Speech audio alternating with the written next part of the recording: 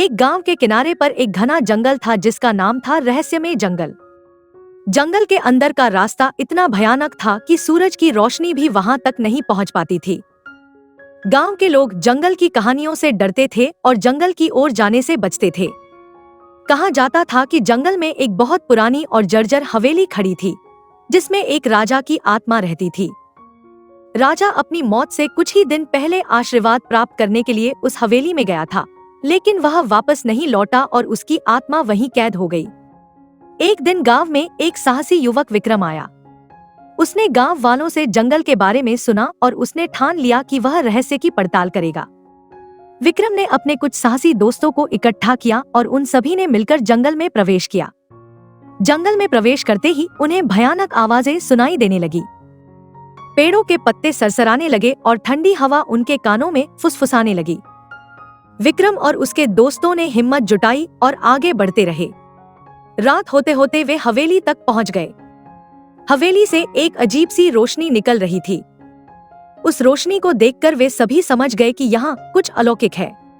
उन्होंने हवेली के अंदर कदम रखा और देखा कि हवेली के अंदर का दृश्य किसी रोशन महफिल की तरह था। हवेली के मध्य भाग में एक बड़ा हॉल था, जहाँ राजा की आत्मा को शांति पाने के लिए पूजा की जाती थी।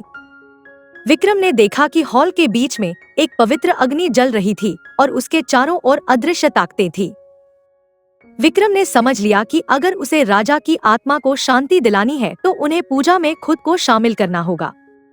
उसने और उसके दोस्तों ने जंगल के प्राकृतिक संसाधनों का उपयोग करके पूरी निष्ठा के साथ पूजा की।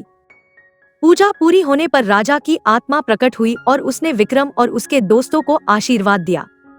राजा की आत्मा मुक्त हुई और जैसे ही वह ऊपर आकाश की ओर बढ़ी, पूरे जंगल में एक अजीब सी शांति छा गई।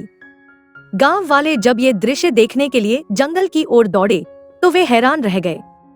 उन्होंने देखा कि जंगल का अंधेरा नर्म हो गया था और पत्तियों की सरसराहट मानो किसी सुखद संगीत में बदल गई थी। विक्रम और उसके दोस्तों के साहस और ज्ञान के कारण जंगल अब रहस्यमय नहीं रहा। लोगों ने उन्हें अपना हीरो माना और रहस्यमय जंगल अब एक पवित्र जंगल के रूप में जाना जाने लगा।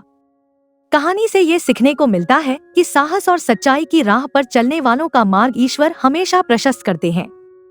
दोस्तों, आपको हमारी आज की ये कहानी कैसे लगी, हमें कमेंट करके जरूर बताएं। अगर कहानी अच्छी लगी तो वीडियो को लाइक करें और अपने दोस्तों के साथ भी शेयर करें। मिलते हैं अगली वीडियो में एक नई कहानी के साथ।